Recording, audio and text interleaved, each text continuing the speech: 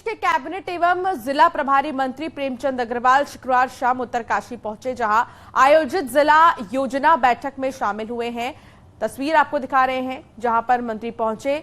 बैठक में जिले के विकास के लिए वर्ष 2023 से 24 के लिए 70 करोड़ 83 लाख रुपए पास किए गए हैं। जिला योजना के बजट में इस बार उद्यान विभाग का 20% बजट कम किया गया है, जिसे अतिरिक्त धनराशि के रूप में कृषि विभाग को अनुमोदित किया गया है। जिला योजना बैठक से पूर्व कैबिनेट मंत्री और सांसद टिहरी गढ़वाल, गंगोत्री, यमुनोत्री, पुरौला और विधायक भी यहां पर मौजूद रहे। प्रभारी मंत्री ने टास्क फोर्स को जिला योजना के किए गए कार्यों के स्थलीय निरीक्षण करने के निर्देश भी दिए हैं।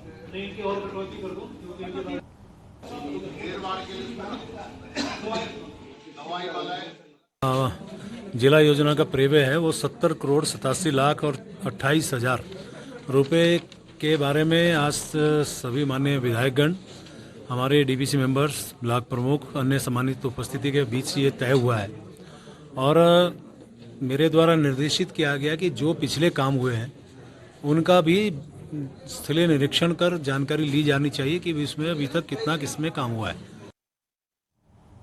बात करेंगे एक और बड़ी खबर की, जहां राज्य आंदोलनकारियों की पेंशन को लेकर एक जानकारी मिल रही है। इस पर धामी सरकार ने बड़ा फैसला लिया है। अब 2016 से पहले के मृतक आंदोलनकारियों के आश्रितों को भी पेंशन मिलेगी। इससे पहले 2016 में चिन्हीकरण हुआ था और 2016 के बाद आंदोलनकारियों के निधन के बाद उनके आश्रितों को पेंशन मिल रही थी। अब यही फैसला 2016 से पहले मृत आंदोलनकारियों को लेकर भी लिया गया है।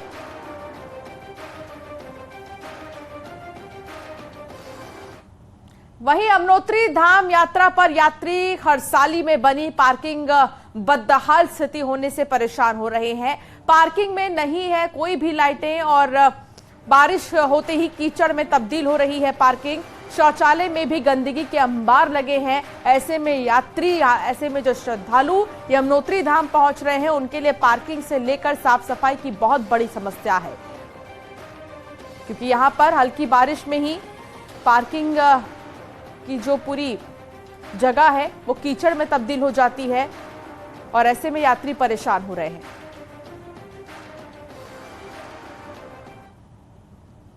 बात करेंगे राज्य के मौसम की, तो कई इलाकों में बारिश और बर्फबारी का दौर जारी है। आज से ये सिलसिला और ज्यादा बढ़ने वाला है और अगले 5 दिन पहाड़ पर भारी बारिश और बर्फबारी होने वाली है। 29 अप्रैल से 3 मई तक ऐसे ही मौसम रहेगा। बदला हुआ मिजाज है मौसम का, जिसके बाद मौसम विभाग ने ऑरेंज अलर्ट जारी किया है।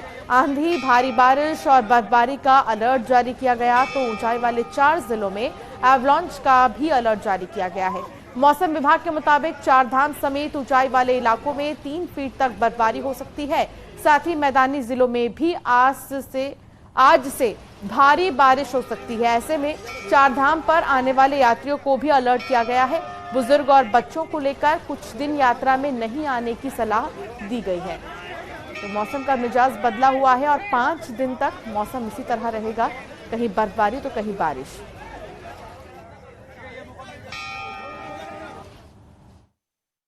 फिर से जो मौसम है वो बदल रहा है और जो उच्च हिमालयी क्षेत्र हैं जो कि 3,500 मीटर या उसके आसपास के हैं या चारधाम लोकेशंस हैं, तो उनमें आप देखेंगे 30 तारीख से जो बर्फबारी है वो भी मिलती रहेगी। और जब तक आप 3 तारीख तक जाते हैं तो मैं कहूंगा कि 2 से 3 फीट तक जो बर्फबारी उन एरियाज में होने की संभावना है। तो बिल्कुल जो चारधाम की अगर बात करें तो वहां तापमान काफी कम रहेंगे। दिन में है चाहे वो रात्रि में है, रात्रि में तो माइनस में भी जाएंगे, लेकिन दिन में भी वो 0 डिग्री या 2-3 डिग्री के आसपास ही रहने वाले हैं। तो काफी ठंडा रहेगा। तो जो भी यात्री या इस समय जाने की कोशिश कर रहे हैं, वहां जा रहे हैं, तो उनको बहुत तैयारी के साथ जाना चाहिए। भारती सकलानी हमारी संवाददाता हमारे साथ जुड़ गई हैं। भारती, कहीं पर बर्फबारी तो कहीं बारिश, मौसम का मिजाज क्या इसी तरह 5 दिन बदला रहेगा? बिल्कुल, मौसम का मिजाज जो है वो इसी तरीके से बदला रहेगा और इसका असर भी दिखना शुरू हो गया है। कभी एकदम से आपको दिखेगी कि गर्मी है और कभी आपको एकदम से ऐसा महसूस होगा कि देखने को मिलेगा कई इलाकों में कि बारिश हो रही है। और अगले 1 हफ्ते की अगर हम बात करें, आगे आने वाले जो 5 दिन है खास तौर पर, उसमें यही मौसम विज्ञान केंद्र की तरफ से कहा जा रहा है कि बारिश देखने को मिलने वाली है उच्च हिमालयी इलाकों में, खास तौर पर चारधाम यात्रा के लिए जो लोग भी आ रहे हैं चारधाम रूट पर दिक्कतें उन्हें पेश आ सकती है। मौसम की दुश्वारियां एक बार फिर से लोगों की परेशानियां बढ़ा सकती है अगले 1-2 दिन में। जी बहुत शुक्रिया भारती, जानकारी साझा करने के लिए। चारधाम यात्रा के साथ हेमकुंड यात्रा भी शुरू होने वाली है और 20 मई को हेमकुंड के कपाट खुलेंगे। इससे पहले हेमकुंड साहिब में जमकर बर्फबारी हुई, 10 से 12 फीट तक बर्फ जमी हुई है और हिमखंडों को काटकर सेना के जवान यहां पर रास्ता तैयार कर रहे हैं। जवानों को काफी दिक्कतों का सामना भी इस दौरान करना पड़ रहा है क्योंकि मौसम बदला हुआ है। और एक्सक्लूसिव वीडियो आप सिर्फ न्यूज़ 18 पर देख रहे हैं, जो कि हेमकुंड के पास से हम आपके लिए लेकर आए हैं। 20 मई को सिखों के पवित्र तीर्थ स्थल और दुनिया के सबसे ऊंचाई पर स्थित गुरुद्वारा श्री हेमकुंड साहिब और लोकपाल लक्ष्मण मंदिर के कपाट खुलने हैं। राज्य में मौसम का बदला रुख भले ही गर्मी से राहत देने वाला है, लेकिन किसानों की इससे ज्यादा परेशानी हो रही है। हालात तो ये है कि किसान इस बार सड़क पर आ सकते हैं।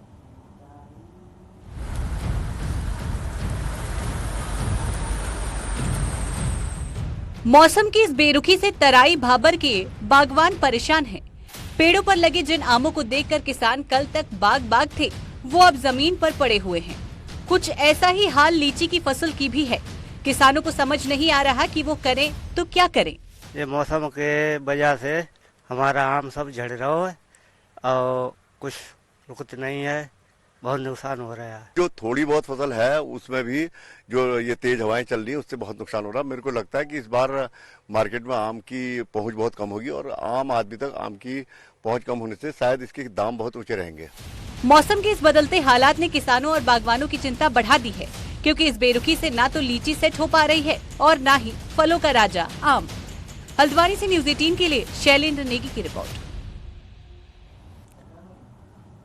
अब कैलाश यात्रा के लिए चीन पर निर्भरता खत्म होने जा रही है, क्योंकि कैलाश मानसरोवर यात्रा की तर्ज पर इस बार आदि कैलाश यात्रा शुरू होनी है, जो कि पूरी तरह से उत्तराखंड में होगी। 4 मई से शुरू होने वाली इस यात्रा की तैयारियों को अंतिम रूप दिया जा रहा है।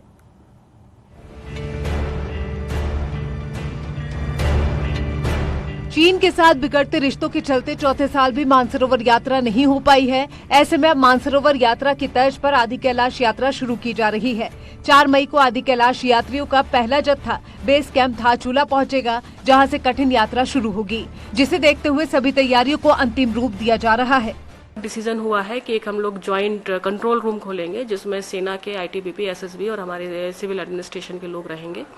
अगर कहीं लैंडस्लाइड आती है या जलवायु परिवर्तन के वजह से कोई चीज़ प्रॉब्लम आती है या कोई आपदा की स्थिति आती है, तो हम लोग तुरंत ही उस पर हम लोग टैकल करेंगे। हमारा रिस्पांस टाइम कम हो, इसके लिए हम लोग पूरा प्रयास करेंगे। यात्रा के दौरान कंट्रोल रूम स्थापित करने के साथ ही गुंजी और ज्योतिर्लिंगकोंग में मेडिकल टीम रखने का भी फैसला हुआ है। आपात स्थिति में हेलीकॉप्टर की मदद भी ली जाएगी। आदि कैलाश यात्रा के दौरान यात्रियों को ओम पर्वत के दर्शन के लिए 18,500 फीट की ऊंचाई पर जाना होता है, जबकि आदि कैलाश पहुंचने के लिए 15,500 फीट के अधिक की ऊंचाई पार करनी होती है। जो आदि कैलाश यात्रा के जितने भी लाभार्थी आएंगे उनका फर्स्ट जो है मेडिकल चेक फिटनेस सर्टिफिकेट जो है धारचूला सब डिस्ट्रिक्ट हॉस्पिटल उप जिला चिकित्सालय के द्वारा जारी किया जाएगा।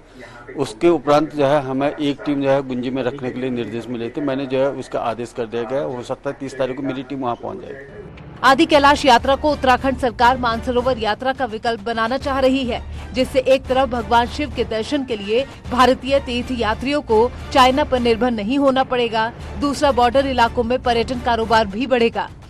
न्यूज़ 18 के लिए पिथौरागढ़ से विजयवर्धन उप्रेती की रिपोर्ट।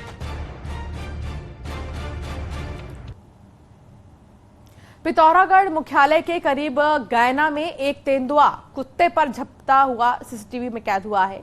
असल में एक घर में घुसा तेंदुआ कुत्ते को मारने की कोशिश करता हुआ दिख रहा है, लेकिन वो अपनी कोशिश में नाकाम होने के बाद चलता बना। पिथौरागढ़ में रिहायशी इलाके में इस तरह तेंदुआ दिखाई देने से लोगों में भारी दहशत है।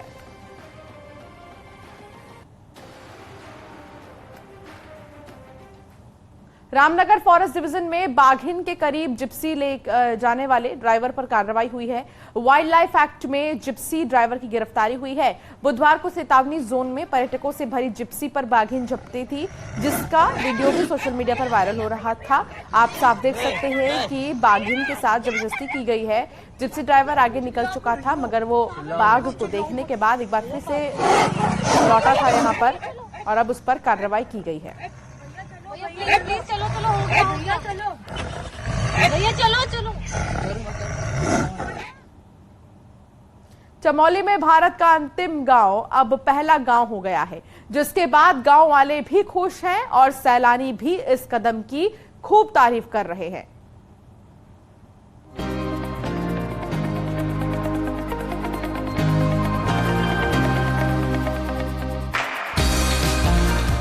चमोली के माणा गांव को अब देश का अंतिम नहीं बल्कि पहला गांव कहा जाने लगा है।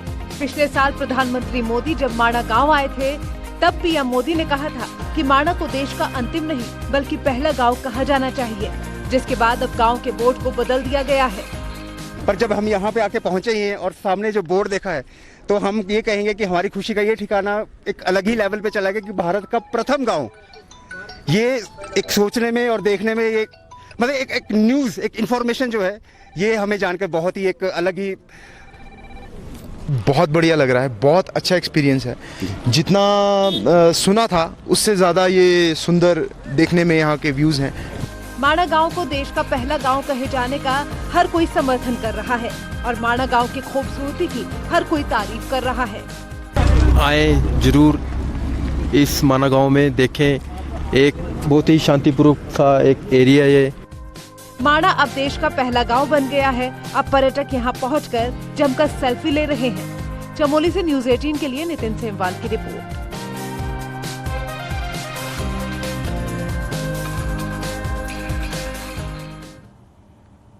एक छोटे से